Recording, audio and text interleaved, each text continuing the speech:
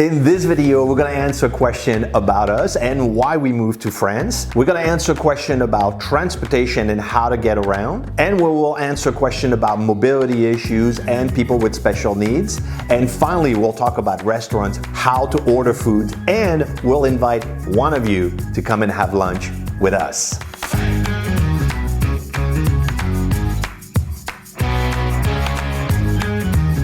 Hi everybody, and welcome to episode number 1 of the Ask Les Frenchies video series, where you ask questions and we answer them. Now Colleen is going to start with a few questions and then we'll switch and I'll answer mine. So are you ready? I'm ready. Allez, on y va. Let's go. From Eileen in Washington asking for tips about planning a Paris trip when you have mobility issues. Questions about mobility in Paris. I never thought about this until we started getting a lot of requests and comments about it, but this is a serious issue. And at first glance, Paris is not set up for mobility. It's an old city, medieval in many places, and there are steps everywhere. There are steep steps, cobblestone streets. All of the metros have stairs, even the ones that have escalators, you still get in and out with steps and stuff. So it doesn't look at all like it's mobility friendly. But as I started to look, I found that there are a lot of resources. There may be challenges, but the city of Paris is taking it very serious. So there is parisinfo.com. That will be your best friend. It has information about which metro stations have elevators and escalators, information about hotels and where to stay, information about different services that are available, including things like where you can rent wheelchairs and equipment, special tour companies that deal with disabilities or mobility issues that other people would never even think about. And so there actually are a lot of different ways that you can find information before you come and while you're here. But there's a couple of things that I want to make sure to say, and I'm going to use my notes because I might forget. I already mentioned that there are a lot of stairs, and the stairs can be very narrow and steep. So that's going to be something that you want to be aware of. And the special bonus is that many attractions and museums offer free or discounted rates for people with disabilities. So you want to pay attention to that. The next question is from Jeff from Denver in Colorado asking, I arrive in Charles de Gaulle and taking the TGV to Avignon. I need assistance with getting a wheelchair and assistance for wife getting from baggage to train. Do you have any suggestions? Hi Jeff, I know that I probably addressed a lot of your questions and I'm going to send you back to parisinfo.com, but specifically for traveling inside the airport, you're going to want to go to your airline. The thing that you need to know about Charles de Gaulle and the train station is that most international, or I should say most American flights, will land in Terminal 2E, and the train station is right there next to it. So it's possible that the airline wheelchair assist would be able to take you from the baggage claim over to the train station because it's a really short walk, but you're going to have to deal directly with the airline that you're flying with to get that answered. The airport doesn't provide it, the airline does, so that's going to be your best bet. I would have a conversation with them about that in advance, but if you have a wheelchair assist with your flight, they should be able to take you to the train. There's another website that you can use as a resource called easycdg.com, where they tell you a little bit more information as well about things that are specific to airport transfers and stuff like that. But your number one resource is going to be through the airline itself, and then I hope the rest of this answered your questions. And now Antoine's going to answer some questions about restaurants and food. All right, Antoine, Courtney from Georgia wants to know, we learned to ask for l'addition when desired at the end of a meal, but what is the proper terminology to place an order? We have been using je voudrais, which gets the point across, but how do French people do it? Hi Courtney, this is another great question because a lot of people are nervous about ordering in a French restaurant and like, will they understand me? Do they speak English and all that? So the way I do it when I go in a restaurant is, as the guy, I'm going to take the order because that's a little bit of the French proper way. But I will say, je vais prendre. So I am going to take, je vais prendre steak frites. So je vais prendre le steak frites et madame va prendre les escargots. But je voudrais is not wrong, and the waiter is going to understand what you mean. Now, also to ask for l'addition in France is there is the international signal to do this to the waiter from the across the room, and you go like this and they'll look at you and they know exactly what you mean. So that's another way to ask for l'addition, because you'll experience waiters in France to be a little bit more distant than what you're used to in the United States. In the United States, the waiter will come 5 or 6 times, you know, is your food good? Is it okay? Do you want anything else? And they'll ask you a whole bunch of questions because they're working for tips. In France, it's not the case. They're bringing you food and you're not gonna see them again. And if you need them, you need to call them. And that's totally cool. And by the way, do not ever say garçon, s'il vous plaît. We stopped saying garçon in the 1960s, okay? Penelope from Texas wants to know, we want to have a nice dinner and see Moulin Rouge, but have heard the pre-show dinners are super touristy, not that good and overpriced. Can you recommend a nice restaurant not too far from the theater, preferably walking distance? Hey Penelope, great question about the Moulin Rouge. I've actually heard completely different that the food at Moulin Rouge was actually excellent. And there's a good reason for it, is because they're maître restaurateur, which is a distinction that very few restaurants in France get, which means that all their food has to be made in-house and is fresh. So I've actually heard that the food at Moulin Rouge was really good. It's not fine dining, but I've heard that it was actually very decent. Now, if you don't want to eat at the Moulin Rouge because it's, of course, a little bit pricey, there is a restaurant right down the street, I mean, literally 100 meters away from Moulin Rouge, called Le Sanglier Bleu, which is a great restaurant. It's really close by, and we covered it in a video that we did about 10 restaurants to know around Montmartre. So I'm going to put a link in the description. You might want to check this out too. And Paula from New Jersey says, bonjour, my 85-year-old husband and I are staying in the third. At our age, it's probably our last visit, so I'd like it to be special. Restaurant recommendations for lunches and dinner. Merci. Hey Paula, so you're staying in the third, which is Le Marais, so there's tons of great restaurant really within walking distance of where you're staying, so you'll be able to find a lot. But if I have to make a recommendation for you, close by would be Chez René, which is on the other side of the river. It's really an excellent, typical Parisian restaurant. You're not gonna spend a fortune there, but you're gonna have amazing food. And because it's potentially your last trip in Paris, it just really spoke to my heart. Colleen and I would be delighted to take you out for lunch when you're in town. Hopefully our schedules will work together, but it would be my pleasure to have lunch with you at Chez René when you're in Paris. So let me know in the comments below your travel days, and hopefully we'll be in Paris during those times, and it would be a delight to have lunch with you. Now, Colleen is going to answer a few questions about us. All right, so Colleen, the first question is from Barbara from Michigan in the United States. I would love to know more about your personal background. Where did you live in the US and why you moved back to France?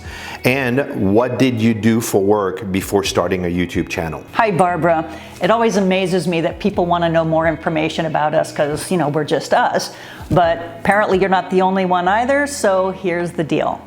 Antoine and I lived in South Florida. Antoine came to Fort Lauderdale 32 years ago and had lived there ever since. We met in Fort Lauderdale, and that's where we lived. And right before we came here, we left Palm Beach, Florida. So that's where we were. So your next question, why did we decide to move back to France? Well, the truth is, I've been wanting to live in France for over 30 years, and I've been pushing for that, but it just wasn't right. We had the business, the house, the kids, my parents, and everyone in Florida. But my mom passed, we sold the house, and then COVID came in, and our work situation changed. So it made it a lot easier to make the change. Not to mention the kids were getting older as well. So all of the life circumstances around that made it easy for my dream to come true. And Barbara, your last question, what kind of work did we do before we started doing YouTube? And well, the truth is, we still have our real jobs, so we are doing YouTube, which has its own challenges. So I worked for many years doing conference management, all of the logistics for big events and whatnot. And I was transitioning out of that in 2019. I had pretty much referred all of my clients away so that I could retire and relax. And people started asking me to do coaching and mentoring on personal performance. And we owned a marketing company that Antoine managed and ran for many years. And in about 20 2017, he started to do more public speaking on the subject of marketing. And in 2019, went full-time with that. And guess what happened in 2020? So we had tons of free time that made it easy for us to make the move to France. And so that's our background. Now, Pam from Ohio is asking, hi, did your children move with you to France? Hi, Pam. So we have 3. Antoine has 1 son from a first marriage, and we had 2 together.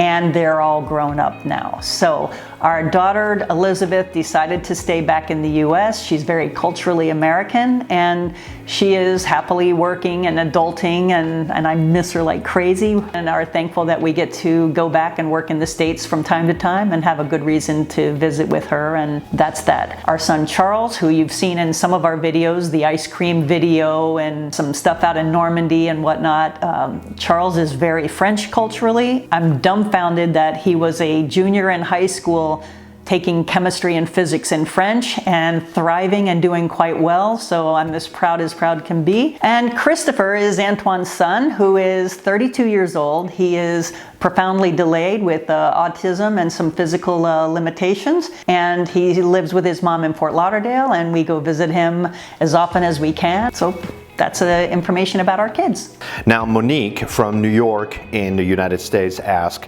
do you have a Facebook site? We do have a Facebook page. We have an Instagram page. We have a newsletter that's coming up, and those links are in the description below. And we also participate very often in the Paris Travel Tips, which is a fabulous resource with a lot of information from us and from a lot of other people. And there's a link to that in the description as well. And Sandy from California in the United States asks, do you give tours? What about arranging meetups with your fam? Hi, Sandy. We get asked that question all the time, and the short answer is no. And the main reason is that we're not professional tour guides. We don't know everything there is to know. We're just out discovering. So it's best to leave that to the professionals. And the second reason is between our real jobs and running around making our YouTube videos, there's just not a lot of time left over. But we are working with a company in Paris that does professional guides, and we'll probably start doing some more specific things with them in 2023, and that's My Private Paris. They do custom tours, they're amazing, and there's a link in the description below. And if there's a special tour that you'd like to do or something custom you're interested in, please tell us in the comments below. And your second question is about doing meetups with fans.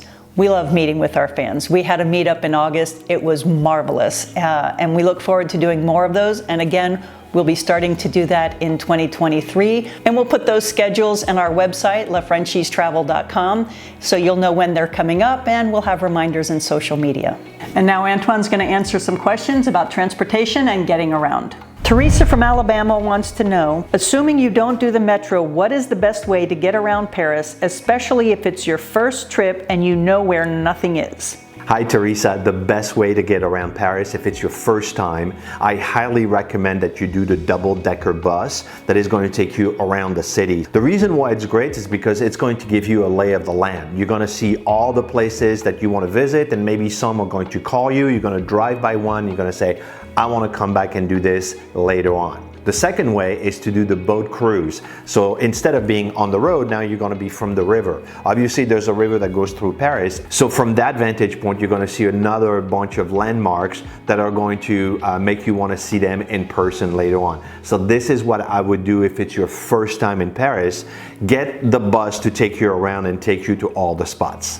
Tracy from Ontario, Canada wants to know, I'm getting mixed info on bus tickets. Some say it's free now, and others say it's not, but it doesn't take change or tickets. If it's not free, then how do you pay? Navigo card?